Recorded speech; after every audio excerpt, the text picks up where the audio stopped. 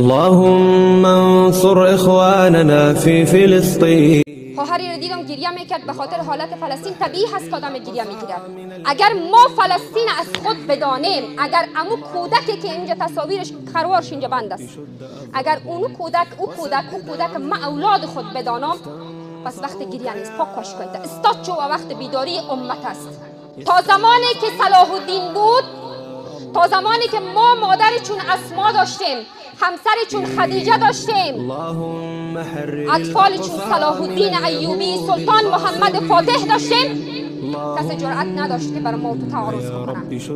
في سجن طاغية لنا أخوات فلمثل هذا تذرف العبرات ويحل في قلب الصدوق هشاشة.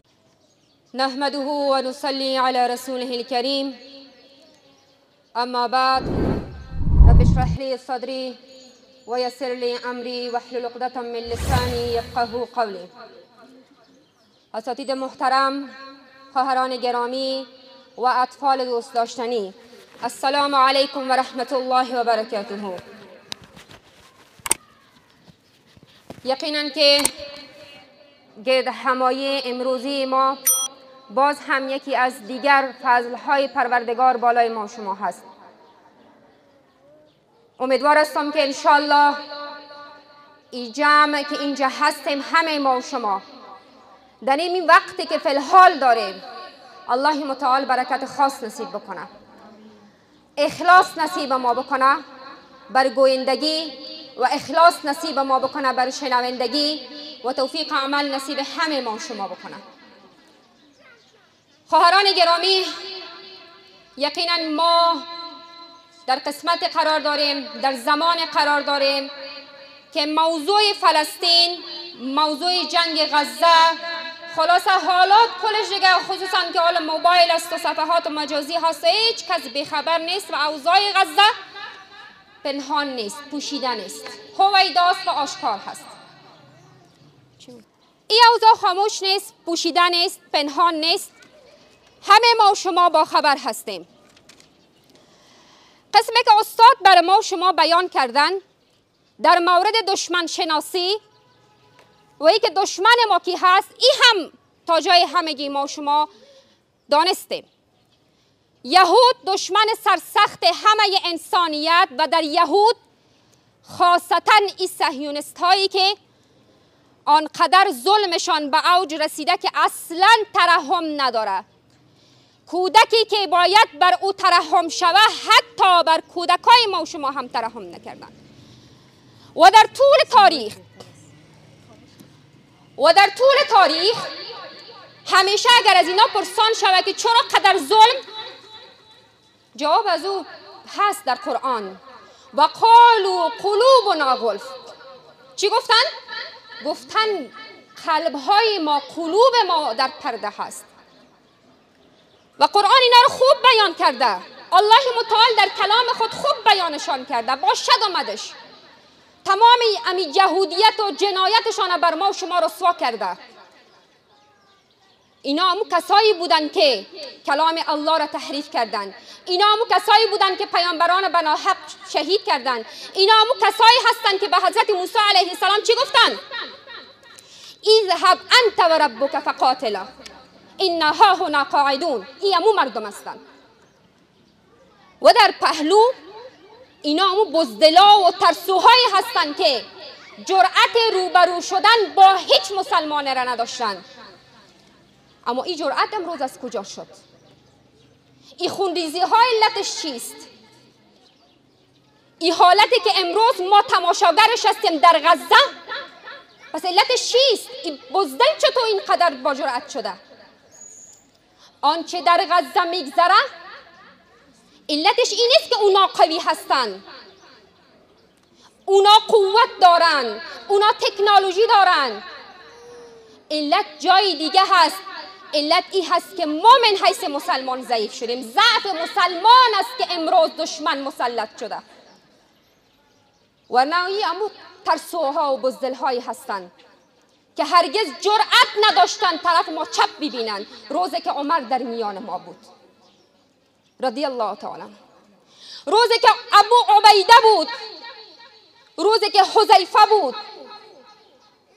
او روز جرأت نداشتن طرف ما چپ ببینن، روزی که اگر خواهر مسلمان ما صدایش از یک طرف بلند میشد، حاکم مسلمین با لشکر خود به خاطر صدای یک زن مسلمان سفر میکرد. چرا خواهر مسلمانم در رنج باشه؟ و امروز خواهرای ما یک تانه، دو تانه، سه تانه، چهار تانه، کجاست که صدا بلند شود؟ حالا خواهر عزیزم، خواهران گرامی ما، جنگ بین حق و باطل تا قیام قیامت است. یادت باشه، تو نگو چه وقت جنگ خلاص میشه، جنگ خلاص شدنی نیست. این جنگ تا قیام قیامت است. حتی از درون شروع شده، در خانواده، در فرد، در جامعه، در کشورها، در کل جهانی جنگ تا روز قیامت هست. این را میفهمین. خب بحث از این جداست که ابتلا و مسائلش کلش جدا هست. و این بحثایی که ما میکنیم، این بحثای 2 دقیقه 5 دقیقه نیم ساعته نیست. بحث وسیع هست که هر مسلمان من حیث یک مسلمان باید بدانه. این تمام شدنی نیست. اما نقطه‌ای که ما باید روی از تمرکز بکنیم، فکر بکنیم، بدانیم، درک بکنیم، این هست که مسئولیت ما من حیث مسلمان چیست؟ ما فعلا در این حالت چی بکنیم؟ وظیفه ما تو من حیث مسلمان چیست؟ و ای که سر و صداهایی است که مسلمان چه وقت پیروز میشه، مسلمانان پیروزیشان چه زمان است، این را باید ما بدانیم که اصل مسلمان با چی میتونه پیروز شود؟ با خوابهای بعد از نماز صبح، با موبایل هایی که هر لحظه مصروف هستیم، با قرآن هایی که در طاقهای ما و شما هست و خاک گرفته با امو، با دنیا پرستی، با کدام چی؟ با چی میتونیم ما پیروز شویم؟ روی از این من کوتاه صحبت میکنم بر شما خواهرای عزیزم. اولین چیزی که باید ما و شما درک بکنیم که ما باید چی بکنیم؟ اول این هست که موقف تجربه کو عزیزم. طرف حق هستی، طرف باطل هستی، جای تجربه کو، مسیرت تعیین کو. در روز قیامت از اصحاب بدر، از مسلمانان مشرکین پرسان نمیشه که جنگ بدر، یا از موت پرسان نمیشه که در کتابات خواندی مسلمان پیروز شد یا کافر پیروز شد، لشکر مسلمان چقدر بود، از کافر چقدر بودی، پرسان نمیشه. موقف تو چی بود؟ از موت هم پرسیدن نمیشه فلسطین چی شد، افغانستان چی شد، اسرائیل چی شد، یهود چی شد. نخیر، موقف تو چی بود؟ در کدام مسیر قرار گرفتی؟ کار کردی یا نکردی؟ حداقل کارهای ما تو چی هست؟ والله که باور بکنید که نمی دقیقه نمی جستاد هستم و گپ میزنم خجالت میکشم. این گپ زدن ها بسیار کار آسان است. شاید بعد از ختم خیر ببینی های خواهران میشه بوده. آیا ما ظرفیت در وجود خود ساختیم که قدوه ما، الگوی ما، پیامبر ما وارث صلی الله علیه و سلم کسی با سنگ بر چهره ما بزنه، چهره ما خونالود شود، کفشای ما پر از خون شود؟ قادر هستیم دعوت بکنیم، قادر هستیم کار بکنیم، قادر هستیم در صف اول استاد شویم. این چیزها را باید در درون خود جور کنیم، موقف خود را باید ما جور بکنیم. و این موقف در قدم اول با چی جور میکنی؟ با تقویه ایمان، تصحیح عقیده. خواهرای عزیزم، تصحیح عقیده، تقویت ایمان نشانش اصحاب کرام. اونا به اسباب نمیدیدن، البته رعایت میکردن، ذاتاً برش توکل نداشتن، ایمان داشتن، باور داشتن. امی بود که پیروز شدن. و ما امروز محبت دنیا و ترس از مرگ، این دو چیز که در درون ما و تو بیایه، روی پیروزی را نمیبینیم. محبت دنیا و دیگه چی بود؟ ترس از مرگ. دوم، ایمان و عمل صالح. عمل تجربه کن، عمل خدا باید ما و شما جور بکنیم. آیا وعده الله متعال نیست؟ قرآن کریم میفرماید که وعد الله الذين آمنوا منكم وعملوا الصالحات ليستخلفنهم في الارض كما استخلف الذين من قبلهم وليمكنن. این وعده الله نیست؟ آیا الله خلاف وعده میکنه؟ و من اصدق من الله قیلا. آیا از الله و رسولش کرده صلی الله علیه و سلم کسی وفادارتر بر عهد و پیمان هست؟ بر سخن هست؟ نیست. پس مشکل در کجاست؟ باور ایمان ما تو هنوز جور نشده. پس بیاییم یک بار به خود ببینیم، مشکلات خود پیدا بکنیم، راه حلش پیدا بکنیم. خواهری رو دیدم گریه میکرد به خاطر حالت فلسطین. طبیعی هست که آدم گریه میگیره، اما بخه گفتم خورک وقت گریه هم نیست. این دختره که من پیشتر اینجا استاد بودم محمد مرا به خدا امروز کسی که سیلی بزنه من بهش گریه میکنم من حیث مادرش. اینجا به بچه مرا بیار یک سیلی بزنیش، من اینجا استاد نمیشم، خب من یک سیلی میزنم چون او را از خود میدانم بچه‌م است. یا شروع میکنم به گریه کردن. اگر ما فلسطین از خود بدانیم، اگر امو کودکی که اینجا تصاویرش خروارش اینجا بند است، اگر او کودک ما اولاد خود بدانم، پس وقت گریه نیست، پاک کاش کنید. استاد چو وقت بیداری امت است که این امت بیدار شوه و اساسی و بنیادی کار بکنیم ما شما. نکته بعدی است که خواهرای عزیز این کار کردن ها که است، خب یک کمک مصرف هم کار داره. یهود و صهیونیست که هستن، اینا به خاطر عقاید باطل خود، اگرچه عقیدهشان فکرشان باطل است، اما آنقدر یا راسخ هستن که به خاطر از مال و جان خود تیر هستن. امروز ما تو به خاطر عقیده خود از چی تیر هستیم؟ آیا آماده هستیم که از مال خود تیر شویم؟ کجاست او ابوبکر صدیق رضی الله تعالی عنه که وقتی که پیامبر ما صلی الله علیه و سلم صدقات جمع آوری میکرد حتی دکمه های لباس خود انداخته بود؟ نه، پیامبر ما صلی الله علیه و سلم ازشون پرسیدن که در خانه چی ماندی ای ابوبکر؟ گفت رضایت الله و رسولش ماندیم صلی الله علیه و سلم. هستم تو ایمانا ما امروز از 100 روپیه خود در راه الله تیر نیستیم، از 1000 خو بیخی جیبای خودم میپالیم. ما اینی دیگه که به خاطر زلزله زدگان در یک جای رفتیم پول جمع آوری میکردیم، از یک جمع از خواهرها دیگه ما به یک امید رفتم تو برو ان شاءالله یک چیز جمع آوری میشه. برآمدم فکر کنین که از 700 نفر 2000. انا لله و انا الیه راجعون. متوجه هستین؟ پس بیاریم ما از مال و جان خود آماده شویم که امت باید بیدار شود. راه حل بیداری امت است. سوم چیز ساختن رجال. اگر میخوای امت پیروز شود، اگر میخوایم از این وضع نجات پیدا بکنیم، باید رجال ساخته شوند، تربیت شود. تربیت که هدف از این قرآن همی هست. انسان ساخته شود، آدم سازی، انسان ساخته شود، رجال ساخته شود. عزیزایم این تربیت تا زمانی که نشه والله که ما روی پیروزی را ما نمیبینیم. این رجال با چی ساخته میشه؟ این خانم ها با چی ساخته میشه؟ اخبار جهان وقتی دیدیم کشورهای اسلامی ماشاءالله اینی کشورها، اما یک نفر صدا بیرون نمیکنه. همینجا کمک غیرت ما به جوش آمد. علت چیست که امروز کشورهای اسلامی صدای خود بیرون نمیکنه؟ به خاطر که مادر چون صلاح الدین وجود نداره. تا زمانی که صلاح الدین بود، تا زمانی که ما مادر چون اسما داشتیم، همسر چون خدیجه داشتیم، اطفال چون صلاح الدین ایوبی، سلطان محمد فاتح داشتیم، کسی جرأت نداشت که بر ما تو تعارض بکنه. و امروز که نیست همون مادری که امروز صلاح الدین تربیت بکنه. پس وقت گریه نیست. بلند شو مادر عزیز که امت منتظرت است، بلند شو فرزند چون صلاح الدین ایوبی تربیت بکن. درد ما چیست که امروز مادرای ما و شما فقط موبایل در دستای اطفال، اکثرا موبایل دیده میشه. یکی از کارهای یهود تنهایی نیست که میایم میکشه، امیال در درون خانه های ما هزارها نفر ما را کشته و ما خبر نداریم.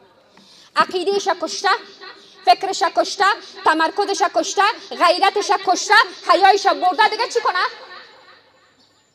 از این که بهتر است که اونمون رقم غزه را میکرد، اما تو ما را میکرد دیگه. خویام یک نوع قتل است. و ما خوش هستیم بته موبایل بته در دستش بته که یک دقیقه آرام شوا. خبر نداری که در اون موبایل چی رو پخش میکنه. قرآن بته به دست فرزندت، قرآن بتون به دست فرزندم اگر میخوای این امت ساخته شود.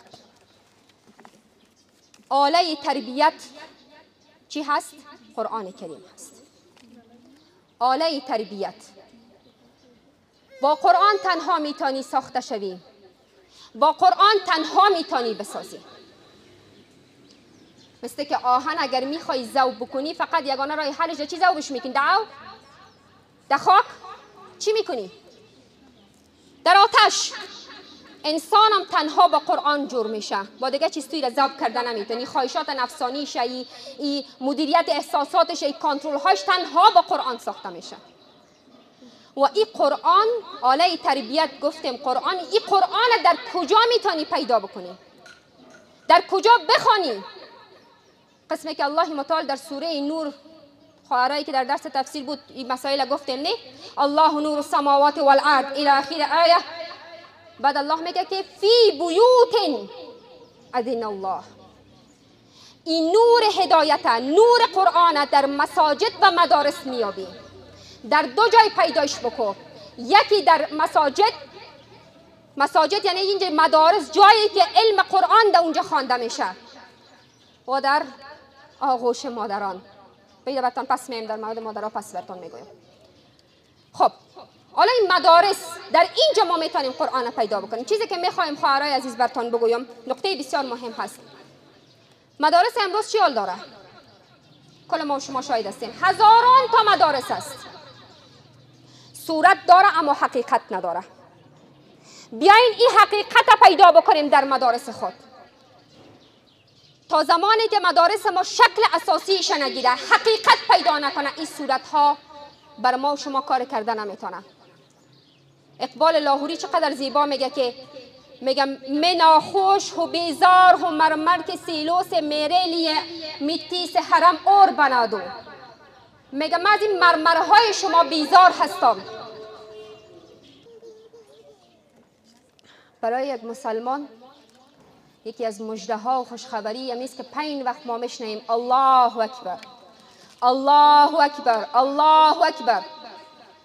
امی بزرگترین تسلای دل ما و شما هست. خواهرای عزیز، در این قسمت بودیم که مدارس ما و شما باید حقیقت پیدا بکنه. بس از این صورتهای ظاهری، این مرمرکا و به این چیزها خودم مصروف نکو. مسجد النبوی صلی الله علیه و سلم از خاک و گل و خشت و برگای خرما و چوبای خرما ساخته شد، اما افرادی که از او بیرون شد کل دنیا را فتح نکرد. حضرت عمر رضی الله عنه از کدام مدرسه بود؟ از این مسجد، از این مدرسه نبی صلی الله علیه و سلم بیرون نشد، به عمر عادل تبدیل نشد. مدرسه جای تربیت است. بلیاز خدا مدارس جای پول و پیسه و کمایی نباید جور بکنه.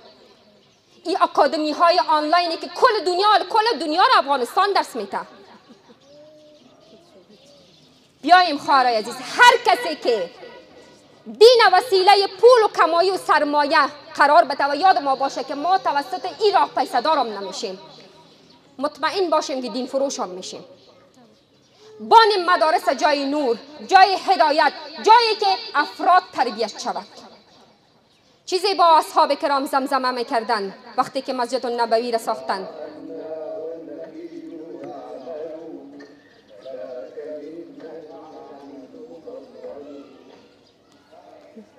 لا عيش الآخرة اللهم ارحم الانصار والمهاجرة.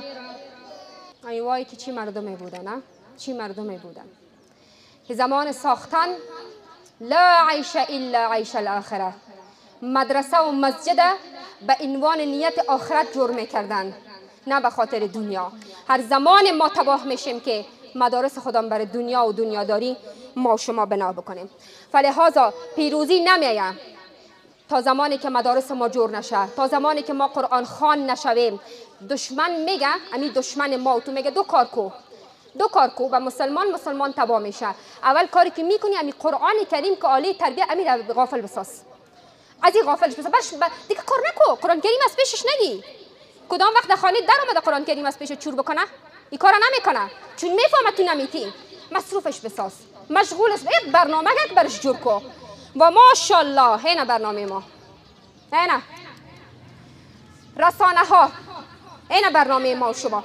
100 دفعه در روز موبایل خود اگر نبینیم اینجا مبالغه نکردیم. ای کاش که 100 بار به صفحات قرآن ما و شما ببینیم.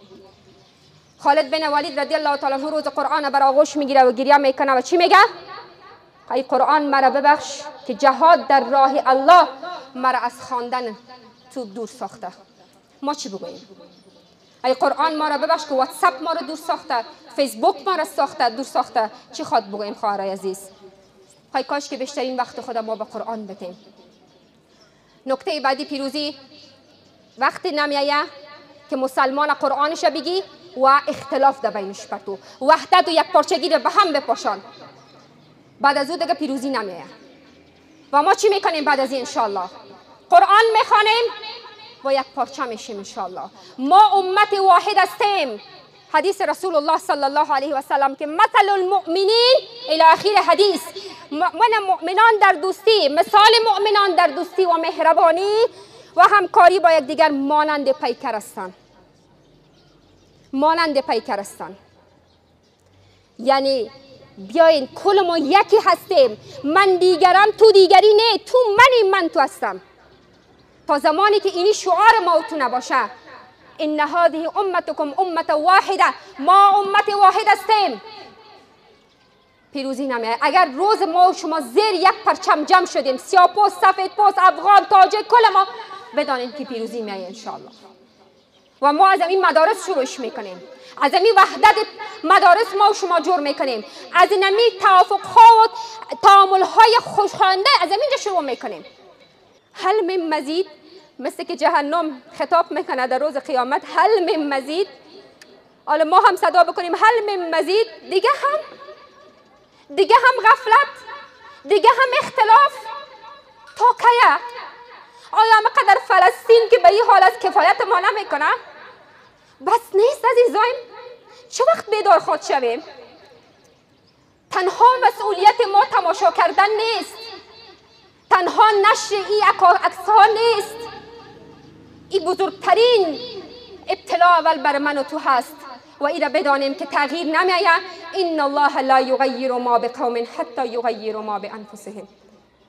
تا زمانی که ما واحد نشیم، تا که رب ما الله هست، پیامبر ما رسول الله صلی الله علیه و سلم، کتاب ما قرآن هست و ما و شما یکی شویم، از اینجا زیاد کار نداریم. از اینجا و انشاءالله که پیروزی دور نیست.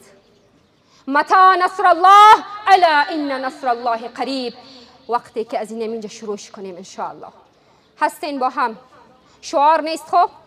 هستین با هم؟ دستایتان از اینجا محکم بگیرین خواهرها، محکم بگیرین دستایتان، بلند کنین دستایتان.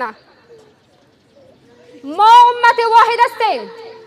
ما صلاح الدین میاریم انشاءالله. ما صلاح الدین ها تربیت میکنیم انشاءالله. ما کسایی هستیم که انشاءالله که نسل آینده را میسازیم انشاءالله. بلند با هم بگوین ما امت واحد هستیم. ما کسایی هستیم که یکدیگر را به خاطر الله دوست داریم. ما بیدار میشیم بعد از این انشاءالله. ما کار میکنیم انشاءالله. اللهم انا نسألك من فضلك، اللهم انا نسألك من فضلك.